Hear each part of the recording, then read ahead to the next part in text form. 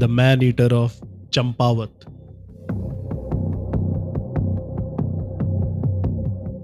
Jim Corbett की अपनी इस नई सीरीज में मैं लाया हूं आपके पास एक नई स्टोरी चंपावत आदमखोर के बारे में।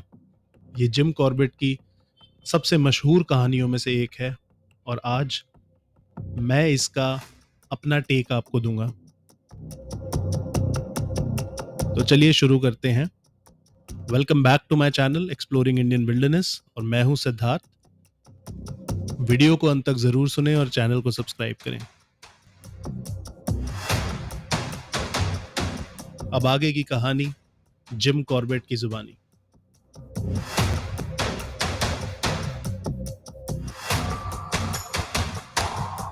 The Champawat man eater. मैं एडी नॉल्स के साथ मलानी में शूटिंग कर रहा था जब मैंने पहली बार उस बाघ के बारे में सुना जिसे बाद में चंपावत आदमखोर के रूप में ऑफिशियल मान्यता मिली। एडी, जिन्हें इस प्रांत में एक बेहतरीन खिलाड़ी और शिकार की कहानियों के एक अथाह भंडार के मालिक के रूप में लंबे समय तक याद किया जाएगा। वे उन कुछ और बहुत भाग्यशाली व्यक्तियों में से एक थे जिनके पास जीवन में हर चीज का सर्वश्रेष्ठ भंडार था। उनकी राइफल, उसकी सटीकता और मारक क्षमता बेजोड़ थी और उनके एक भाई भारत में सबसे अच्छे निशानेबाज थे और दूसरे भाई भारतीय सेना में सबसे अच्छे टेनिस के खिलाड़ी थे। इसलिए जब एडी ने मुझे बताया कि उनके बहनोई जो दुनिया के सबसे अच्छे शिकारी हैं, तो चंपावत नरभक्षी को मारने के लिए सरकार द्वारा नियुक्त किया गया है, तो यह मान लेना सुरक्षित था कि जानवर की गतिविधियों के लिए एक बहुत ही निश्चित अवधि निर्धारित कर दी गई है। हालांकि किसी अज्ञात कारण से बाघ नहीं मरा और जब मैं 4 साल बाद नैनीताल गया तो सरकार को उस बाघ ने बहुत चिंता में डाल दिया था। सरकार ने उस बाघ के लिए इनाम रखे, विशेष शिकारियों को बुलाया गया और अल्मोड़ा के डिपो से गोरखाओं की टुकड़ियां भी भेजी गई। फिर भी इन उपायों के बावजूद भी मानव पीड़ितों की संख्या लगातार बढ़ती जा रही थी। ये बाघिन एक ऐसी जानवर थी जो नेपाल से आई थी, एक पूर्ण आदमखोर के रूप में। ये कुमाऊं में कैसे आई? नेपाल में जब इसने 200 मनुष्यों का शिकार कर लिया था तो वहां पे हथियारबंद नेपालियों के समूह ने इसे खदेड़ दिया था और ये नेपाल में 200 लोगों को मारने के बाद अब कुमाऊं में अपने 4 वर्षों में इस संख्या में 234 और मनुष्यों को इसने जोड़ दिया था। जब मैं नैनीताल पहुंचा तो कुछ ही समय बाद बर्थौड़ नामक एक व्यक्ति मेरे पास आए और उनकी स्थिति भी कुछ ऐसी ही थी। बर्थौड़, जो उस समय नैनीताल के डिप्टी कमिश्नर थे और जो अपनी दुखद मृत्यु के बाद अब हल्द्वानी में एक गुमनाम कब्र में दफन है। एक ऐसे व्यक्ति थे जिन्हें सभी लोग प्यार करते थे और उनका सम्मान करते थे। और इसलिए यह आश्चर्य की बात नहीं है कि जब उन्होंने मुझे बताया कि आदमखोर ने उनके जिले के लोगों को परेशान कर रखा है और वो इससे परेशान हो रहे हैं, और उन्होंने मुझसे ये वादा लिया कि अगली बार मैं किसी भी मानव शिकार की खबर सुनते ही तुरंत चंपावत के लिए रवाना हो जाऊं। मैंने ये माना, लेकिन मैंने 2 शर्तें रखी। पहली यह कि सभी सरकारी पुरस्कार रद्द किए जाएं और दूसरी यह कि विशेष शिकारियों को और अल्मोड़ा से नियमित सभी शिकारी जो हैं उन्हें वापस बुला लिया जाए। ये शर्तें रखने के लिए मेरे पास कारण कम नहीं थे और सबसे बड़ा कारण ये था, मुझे ये यकीन है कि सभी खिलाड़ी एक इनाम शिकारी के रूप में वर्गीकृत होने के लिए नापसंद साझा करते हैं और गलती से गोली लगने के जोखिम से बचने के लिए वे भी उतने ही चिंतित हैं जितने मैं। इन शर्तों पर सहमति बनी और एक हफ्ते बाद बर्थौड़ ने सुबह सुबह मुझसे मुलाकात की और मुझे बताया कि रात में उन्हें खबर मिली कि दाभीधुरा और धूना घाट के बीच पाली नामक एक गांव में आदमखोर ने एक महिला को मार डाला है। कम समय में निकलने की उम्मीद में मैंने अपने कैंप का सामान ले जाने के लिए 6 लोगों को नियुक्त किया और नाश्ते के बाद निकलकर हमने पहले दिन 17 मील की पैदल यात्रा की। अगली सुबह मोरनोला में नाश्ता करने के बाद हमने दाभीधुरा में रात बिताई और अगली शाम पाली पहुंचे, महिला की हत्या के 5 दिन बाद। गांव के लोग, जिसमें लगभग 50 पुरुष, महिलाएं और बच्चे थे, भयंकर आतंक में थे।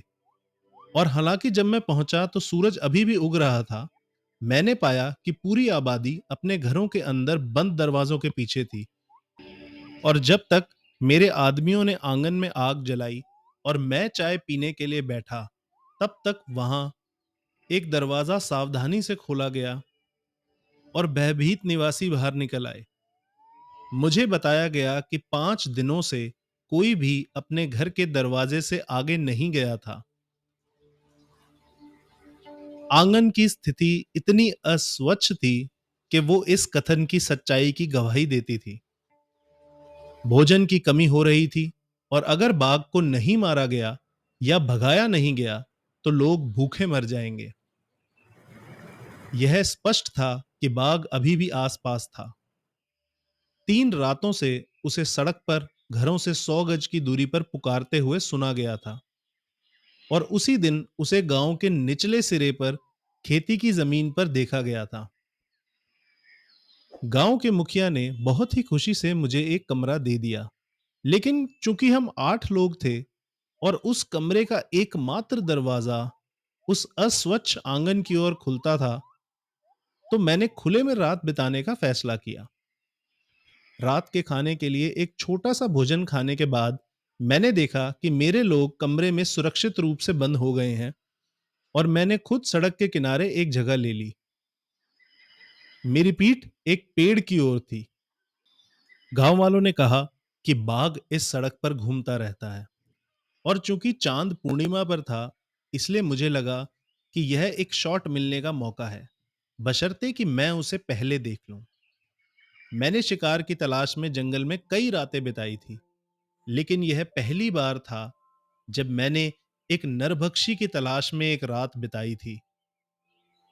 मेरे ठीक सामने की सड़क चांद की रोशनी से जगमगा रही थी, लेकिन दाएं और बाएं लटकते पेड़ों की छायाएं काली थी।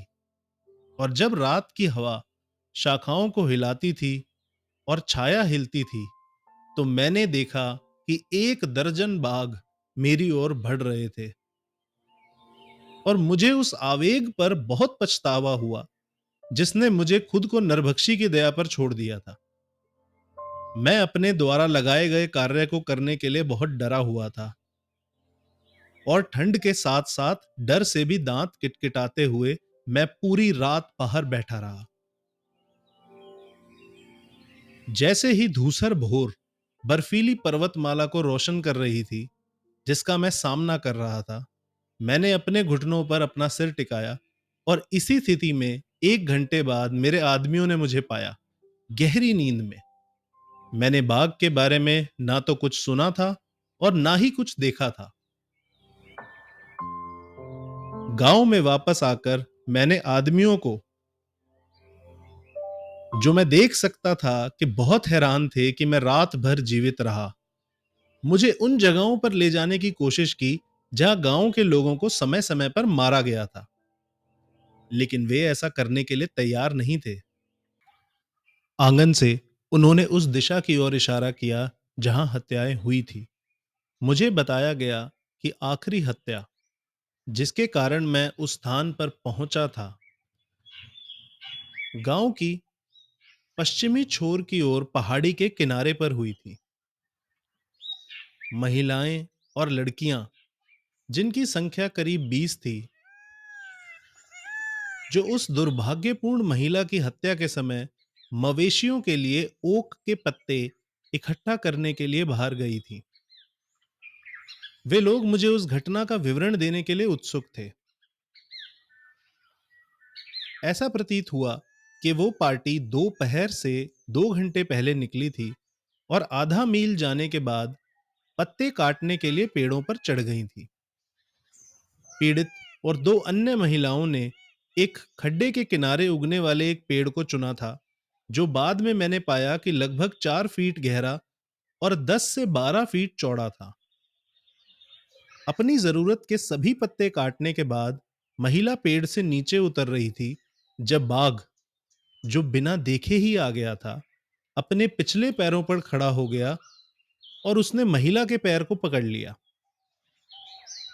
जिस शाखा से वह नीचे उतर रही थी, उससे उसका हाथ छूट गया और उसे खड्डे में खींचते हुए बाघ ने उसका पैर छोड़ दिया। और जब वह उठने की कोशिश कर रही थी, तो उसने उसका गला पकड़ लिया। उसे मारने के बाद वह खड्डे के किनारे से उछला और उसके साथ किसी घने जंगल में गायब हो गया। यह सब पेड़ पर बैठी दो महिलाओं से कुछ फीट की दूरी पर हुआ था और पूरे दल ने इसे देखा था। जैसे ही बाघ और उसका शिकार नजरों से ओझल हुए, भयभीत महिलाएं और लड़कियां गांव की ओर भागी। गांव के पुरुष, जो अभी दोपहर के भोजन के लिए गांव आए थे, और बाकी सब लोग इकट्ठे हुए। ढोल, धातु के बर्तन, कोई भी ऐसी चीज जो आवाज पैदा कर सके, उन्हें लेकर बचाव दल चल पड़ा। पुरुष आगे और महिलाएं पीछे। उस खड्डे के पास जहां महिला मारी गई थी, वे लोग वहां पहुंचे और एक सबसे महत्वपूर्ण सवाल आया, अब आगे क्या? जब इस सवाल पर सभी बहस कर रहे थे, तभी बाघ ने 30 गज की दूरी से झाड़ियों में तेज दहाड़ते हुए इस कार्रवाई को बाधित कर दिया। एक सांस में दल मुड़ा और गांव की ओर भागा। जब सांस वापस आई, तो एक दूसरे पर सबसे पहले भागने और भगदड़ मचाने का आरोप लगाया गया। जब तक यह सुझाव नहीं दिया गया कि अगर कोई डरता नहीं है और सभी उतने ही बहादुर हैं जितने वे दावा करते हैं, तो क्यों ना वापस जाया जाए और बिना समय गंवाए महिला को बचा लिया जाए। सुझाव मान लिया गया और 3 बार दल खड्डे तक पहुंचा। तीसरी बार बंदूक से लैस एक व्यक्ति ने गोली चलाई और बाघ को दहाड़ते हुए झाड़ियों से बाहर निकाला। इसके बाद बचाव का प्रयास बहुत समझदारी से छोड़ दिया गया। जब मैंने बंदूकधारी से पूछा कि उसने अपनी बंदूक हवा में चलाने की बजाय झाड़ियों में क्यों नहीं चलाई, तो उसने कहा कि बाघ पहले से ही बहुत क्रोधित था और अगर किसी दुर्घटना में वह उसे मार देता, तो निसंदेह वह मर जाता। उस सुबह 3 घंटे तक मैं गांव में घूमता रहा और बाघ से मिलने की उम्मीद और साथ ही डर के मारे उसके पगमार्क्स की तलाश करता रहा। एक जगह घने जंगल वाली अंधेरी घाटी में जब मैं कुछ झाड़ियों पर हमला कर रहा था, तो उनमें से काले तीतरों का एक झुंड चीखते हुए बाहर निकला और मुझे लगा कि मेरा दिल हमेशा के लिए धड़कना बंद हो गया है। मेरे आदमियों ने मेरे खाने के लिए अखरोट के पेड़ के नीचे एक जगह साफ कर दी थी और नाश्ते के बाद गांव के मुखिया ने मुझे गेहूं की फसल काटने तक पहरा देने के लिए कहा। उन्होंने कहा कि अगर मेरी मौजूदगी में फसल नहीं काटी गई, तो वह कभी नहीं काटी जाएगी, क्योंकि लोग अपने घरों से निकलने में बहुत डरे हुए थे। आधे घंटे बाद गांव की पूरी आबादी आदमियों की मदद से कड़ी मेहनत में जुट गई, जबकि मैं भरी हुई बंदूक के साथ पहरा दे रहा था। शाम तक 5 बड़े खेतों से फसल काट ली गई। सिर्फ 2 छोटे छोटे खेत बचे थे, जिसके बारे में मुखिया ने कहा कि ये घरों के बिल्कुल पास हैं और अगले दिन उन्हें इससे निपटने में कोई दिक्कत नहीं होगी। मेरे आने से गांव की स्वच्छता में बहुत सुधार हुआ था और अब मेरे इस्तेमाल के लिए एक दूसरा कमरा मेरे लिए रखा गया। जिसमें हवा आने जाने के लिए और नरभक्षी को बाहर रखने के लिए दरवाजे पर कांटेदार झाड़ियों को सुरक्षित तरीके से लगाकर मैंने पिछली रात की खोई हुई नींद पूरी की। मेरी मौजूदगी लोगों में नई जान डालने लगी थी और वे ज्यादा आजादी से घूम रहे थे। लेकिन मैंने अभी तक उनको इतना भरोसा नहीं दिलाया था कि मैं जंगल घुमाने के लिए अपने अनुरोध को फिर से दोहरा पाता, जिसे मैं बहुत महत्व देता था। ये लोग मीलों तक की जमीन के हर फुट को जानते थे और अगर वे चाहें तो मुझे दिखा सकते थे कि बाघ कहाँ मिल सकता है। यह किसी भी मामले में जहां मैं उसके पैरों के निशान देख सकता हूं। यह एक स्थापित तथ्य था कि आदमखोर एक बाघ था, लेकिन यह ज्ञात नहीं था कि वो जानवर युवा था या बूढ़ा, नर था या मादा।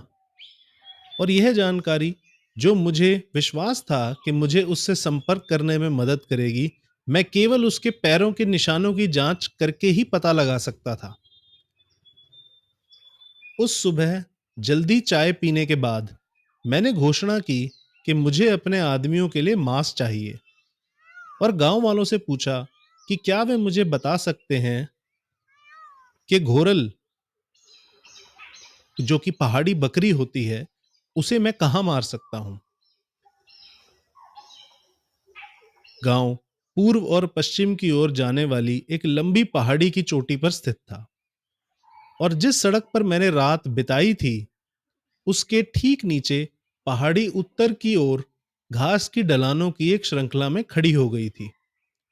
मुझे बताया गया कि इन ढलानों पर घोरल बहुतायत में है और कई लोगों ने मुझे जमीन दिखाने के लिए स्वेच्छा से काम किया।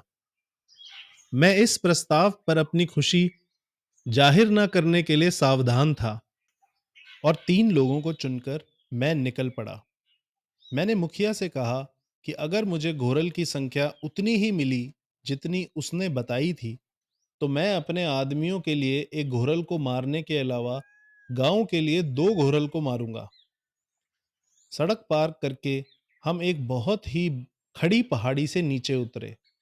दाईं और बाईं ओर से ध्यान देखते रहे, लेकिन कुछ भी नहीं दिखा।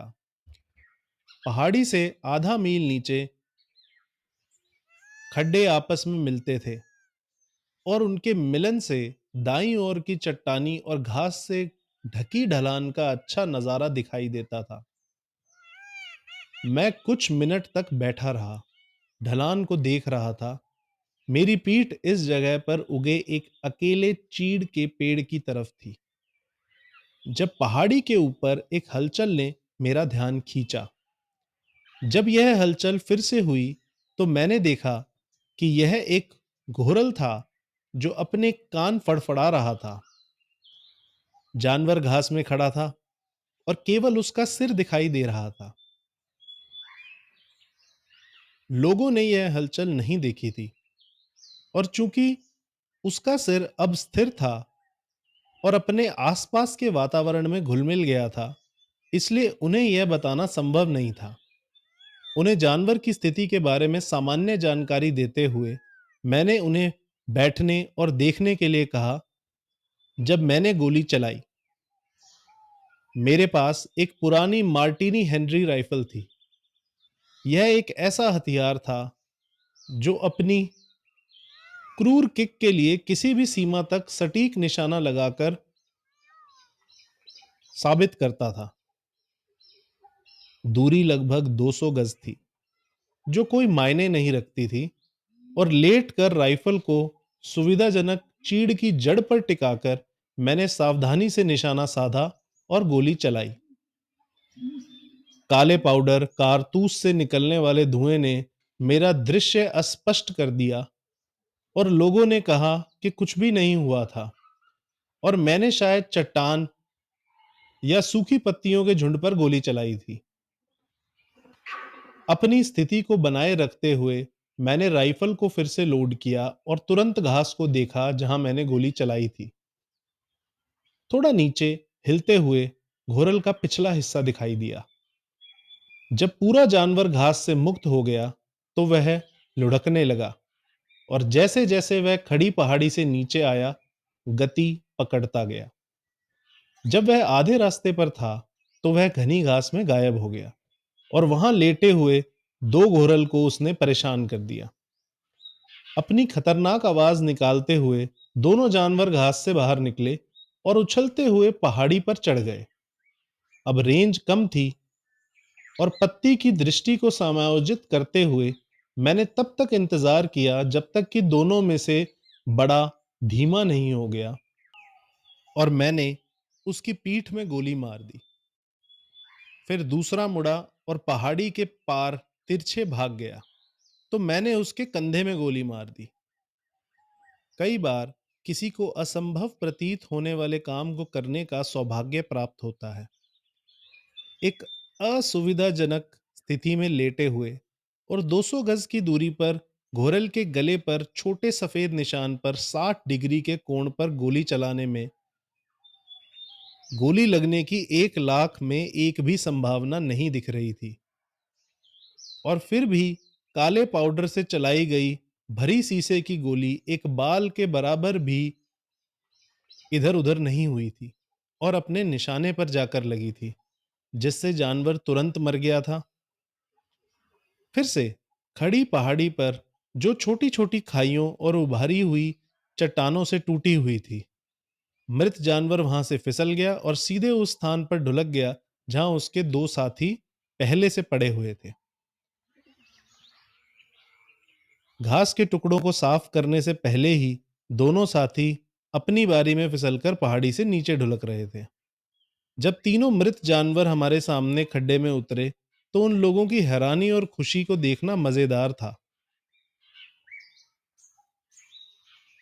उन लोगों ने पहले कभी राइफल को कार्रवाई में नहीं देखा था। आदमखोर के बारे में सारा ख्याल कुछ समय के लिए भूल गया क्योंकि वे शिकार को वापस लाने के लिए खड्डे में नीचे उतर गए।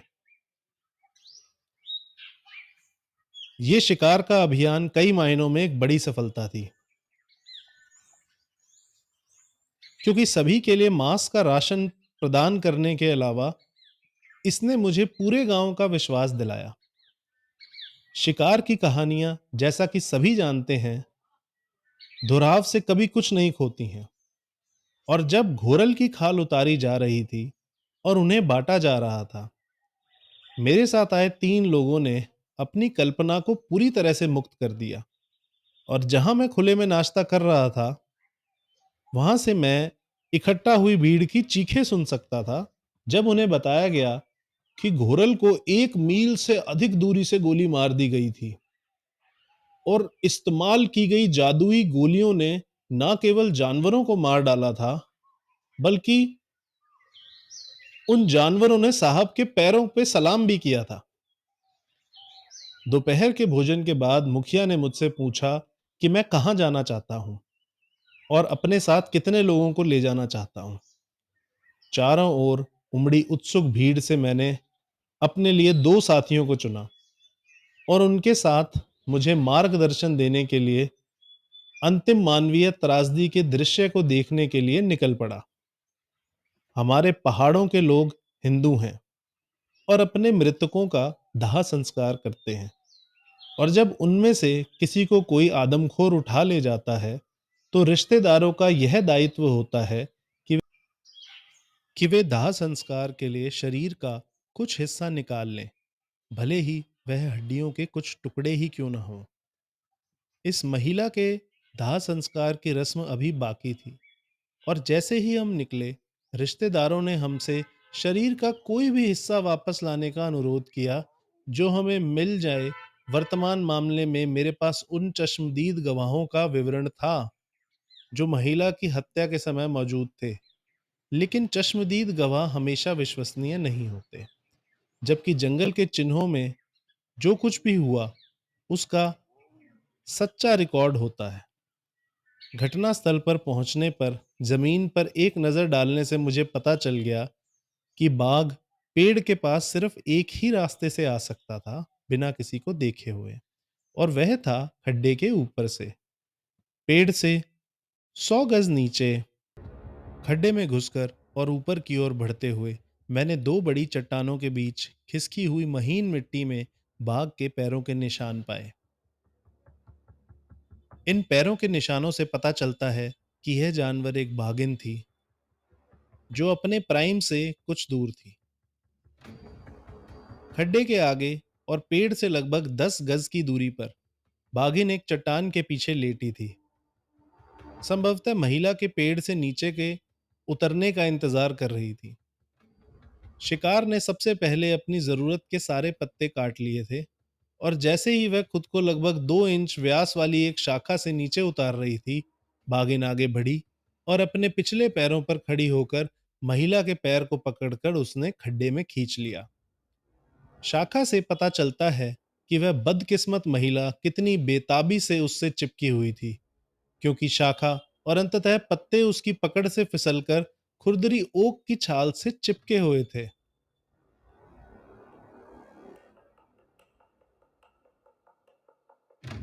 जो उसके हाथों और उंगलियों की हथेलियों से फटी हुई त्वचा के रेशे थे। जहां बागिन ने महिला को मारा था, वहां संघर्ष के निशान और सूखे खून का एक बड़ा धब्बा था। यहां से खून का निशान, जो अब सूखा लेकिन स्पष्ट रूप से दिखाई दे रहा था, खड्डे के पार और विपरीत किनारे तक जाता था। खड्डे से निकलने वाले खून के निशान का अनुसरण करते हुए हम झाड़ियों में उस स्थान पर गए जहां बागिन ने अपना शिकार खाया था। यह एक लोकप्रिय धारणा है कि आदमखोर मानव शिकार के सर, हाथ और पैर नहीं खाते हैं, लेकिन यह गलत है। नरभक्षी अगर परेशान ना हो तो सब कुछ खा जाते हैं, खून से लथपथ कपड़े भी, जैसा कि मैंने एक बार पाया था। हालांकि यह एक और कहानी है, पर इसे किसी और समय बताया जाएगा। इस अवसर पर हमें महिला के कपड़े मिले और हड्डियों के कुछ टुकड़े, जिन्हें हमने उस साफ कपड़ों में लपेटा जो इस उद्देश्य के लिए लाए गए थे। ये अवशेष भले ही बहुत कम थे, लेकिन दाह संस्कार के लिए पर्याप्त थे।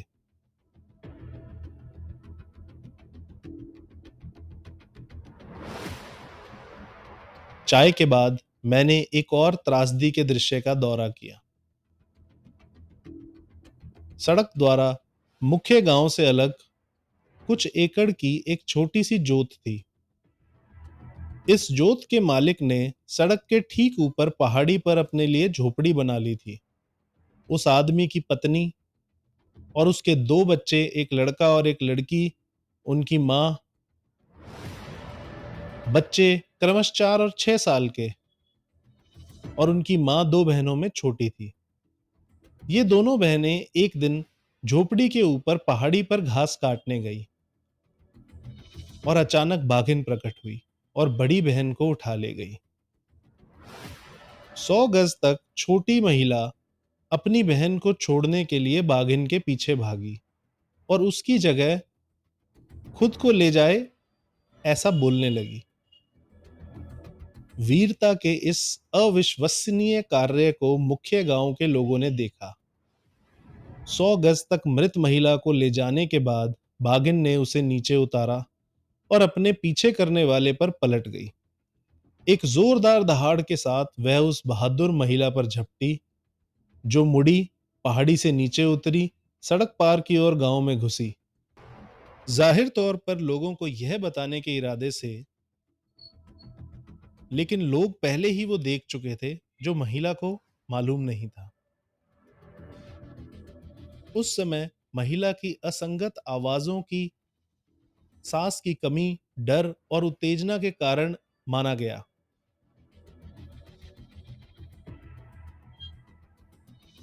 जब तक वह बचाव दल, जो पूरी तेजी से बाघिन के पीछे भागा था, असफल होकर वापस नहीं आया, तब तक यह पता नहीं चला कि महिला ने अपने बोलने की शक्ति खो दी है।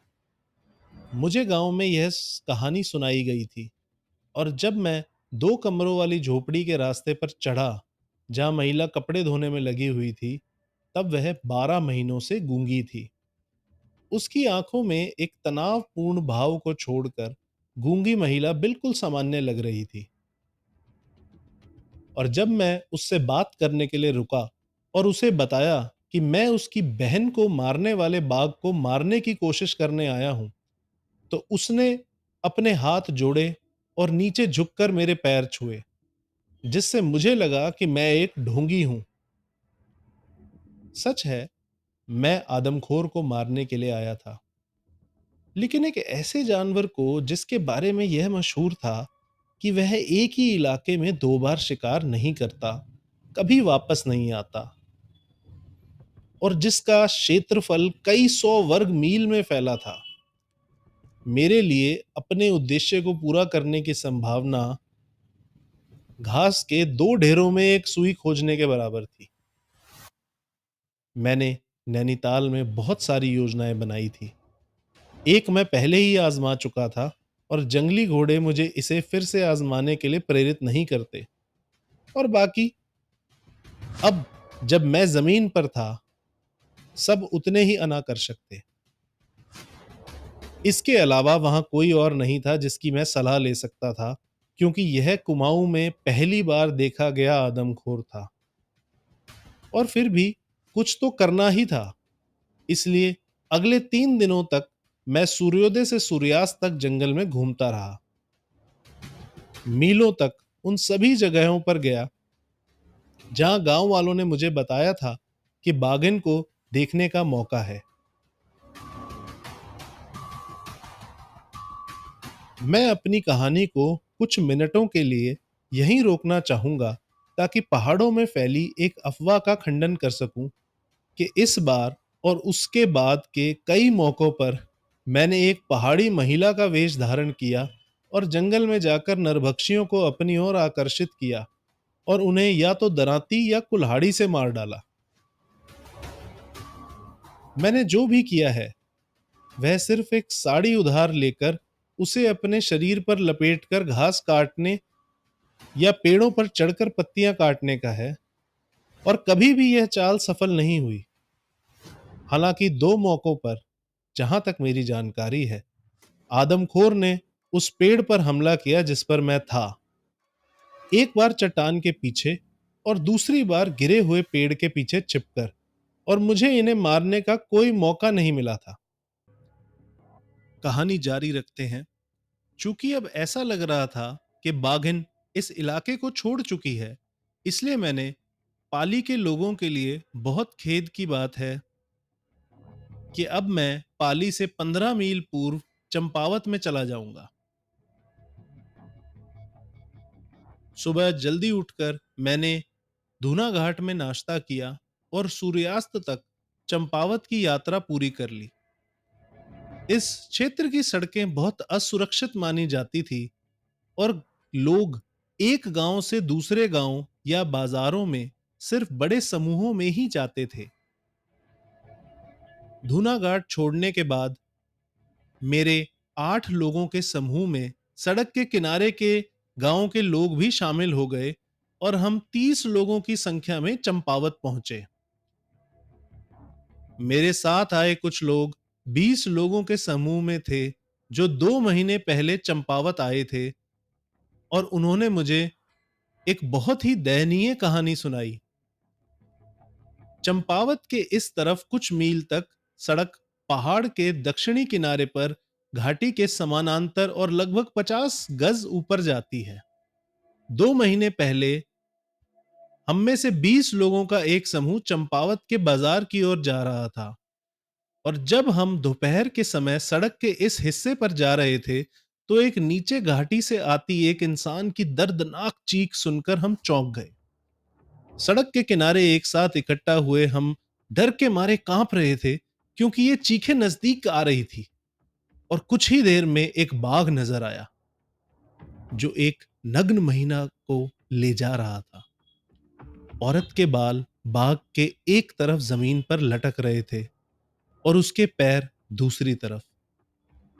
बाघ ने उसे पीठ के निचले हिस्से से पकड़ रखा था, और वह अपनी छाती पीट रही थी, और भगवान और इंसान को बारी बारी से मदद के लिए पुकार रही थी। 50 गज की दूरी पर और हमारे सामने ही बाघ अपना बोझ लेकर निकल गया। और जब दूर से चीखें बंद हो गई, तब हम आगे बढ़े। और तुम 20 आदमियों ने कुछ नहीं किया? नहीं साहब, हमने कुछ नहीं किया क्योंकि हम डरे हुए थे। और जब लोग डरे हुए हों तो क्या कर सकते हैं? और इसके अलावा अगर हम बाघ को नाराज किए बिना और खुद पर मुसीबत लाए बिना औरत को बचा भी लेते, तो भी औरत को कोई फायदा नहीं होता, क्योंकि वह खून से लथपथ थी और निश्चित रूप से अपने घावों से मर जाती। मुझे बाद में पता चला कि पीड़िता चंपावत के पास के एक गांव की थी और उसे सूखी लकड़ियां इकट्ठा करते समय बाघ उठा ले गया था। उसके साथी गांव में वापस भागे और शोर मचाया। और जैसे ही बचाव दल रवाना हुआ, 20 डरे हुए आदमी वहां पहुंचे। चूंकि ये लोग जानते थे कि बाघ अपने शिकार को लेकर किस दिशा में गया है, इसलिए वे दल में शामिल हो गए और कहानी को सबसे बेहतर तरीके से आगे बढ़ा पाए। जब हम महिला को बचाने के लिए निकले, तो हम 50 या 60 लोग थे और दल के कई लोग बंदूकों से लैस थे। जहां महिला द्वारा एकत्रित की गई लकड़ियां पड़ी थी और जहां से उसे ले जाया गया था, वहां से 1 फरलांग की दूरी पर हमें उसके फटे हुए कपड़े मिले। उसके बाद पुरुषों ने अपने ढोल पीटने शुरू कर दिए और अपनी बंदूकें तानना शुरू कर दिया। और इस तरह हम 1 मील से ज्यादा आगे घाटी के मुहाने तक पहुंच गए, जहां हमें वह महिला मिली जो एक लड़की से थोड़ी बड़ी थी और एक बड़ी चट्टान पर मृत पड़ी थी। सारा खून चाटने और उसके शरीर को साफ करने के अलावा बाघ ने उसे छुआ तक नहीं था। और चूंकि हमारे दल में कोई महिला नहीं थी, इसलिए हम लोगों ने अपना चेहरा दूसरी ओर मोड़ लिया और उसके शरीर को लंगोट में लपेट दिया जो एक दूसरे ने दिया था। क्योंकि वह पीठ के बल लेटी हुई थी और ऐसी लग रही थी जैसे सो रही हो और छूने पर शर्म से जाग उठती हो।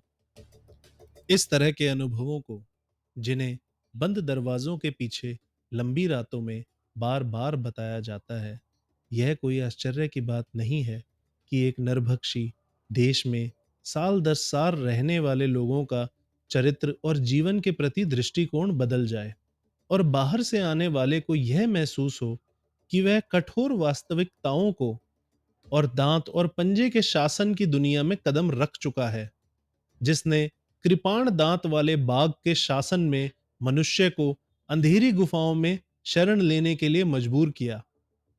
मैं उन सुदूर चंपावत के दिनों में युवा और अनुभवहीन था, लेकिन फिर भी उस त्रस्त भूमि में एक संक्षिप्त प्रवास के बाद मेरा यह विश्वास और मजबूत हो गया है कि एक नरभक्षी की छाया में रहने और अपना अस्तित्व बनाए रखने से अधिक भयानक और कुछ नहीं है, जो 32 वर्षों के बाद के अनुभव से और भी मजबूत हो गया है।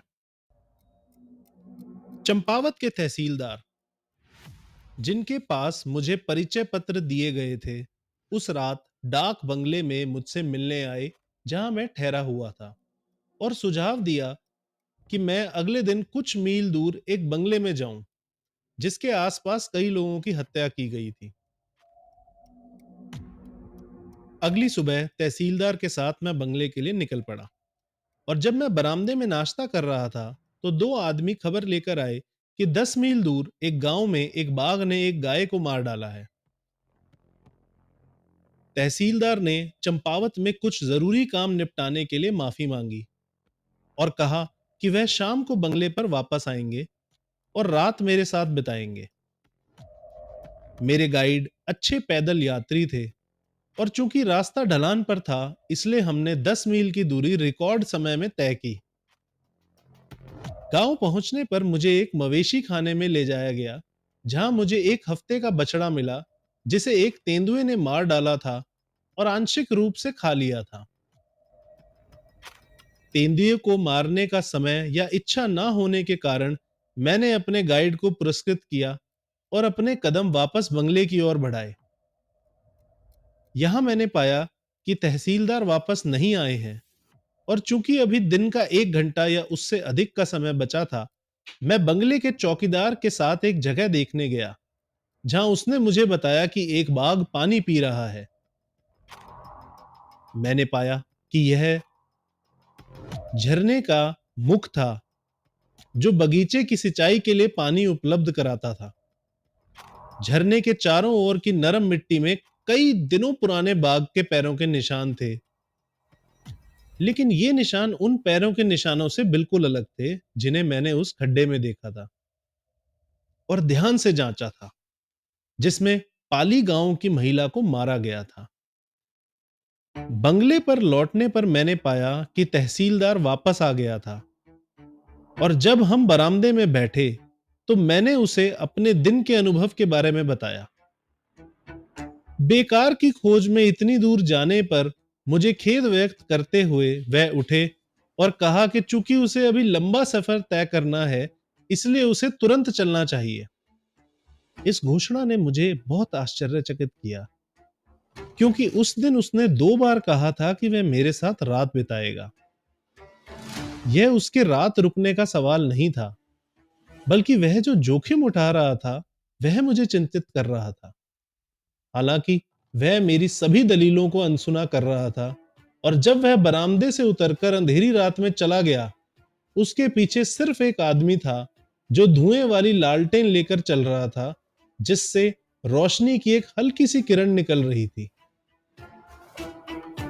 4 मील की पैदल यात्रा करने के लिए एक ऐसे इलाके में है, जहां लोग दिन के उजाले में सिर्फ बड़े समूहों में घूमते थे, मैंने एक बहुत ही बहादुर आदमी के लिए अपनी टोपी उतारी। उसे नजरों से ओझल करके मैं मुड़ा और बंगले में घुस गया। मेरे पास उस बंगले के बारे में बताने के लिए एक कहानी है, लेकिन मैं उसे यहां नहीं बताऊंगा, क्योंकि यह जंगल की कहानियों की किताब है और प्रकृति की नियमों से परे कहानियां ऐसी कहानियों के साथ अच्छी तरह से मेल नहीं खाती।